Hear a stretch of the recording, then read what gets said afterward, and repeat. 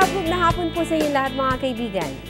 Ako si Lane Fuentes at ngayong maulang hapon, inaanyahan ko po kayong samahan nyo kaming muli at tulungan kayo. Sama-sama natin tuklasin ang mga pamaraan tungo sa mga palatuntunan, proyekto, programa ng gobyerno, maging ng mga pribadong organisasyon at ahensya na sadya po naman ginawa para sa ating kapakinabangan.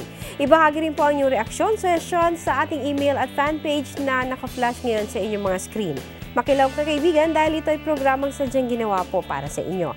Dito walang alinlangan dahil dito ay tuturo namin ang mga pamamaraan. Approve! Gawin natin to. Nitong mga nakakaraang panahon ay nakakaranas ang bansang Pilipinas at globally rin ng mga paglindol at nandyan yung mga terminology gaya ng tsunami, nandyan ang tectonic. Ano-ano ba talaga itong mga ito at bakit mukhang ang Pilipinas ay paboritong bisitahin ng mga pangyayaring ito?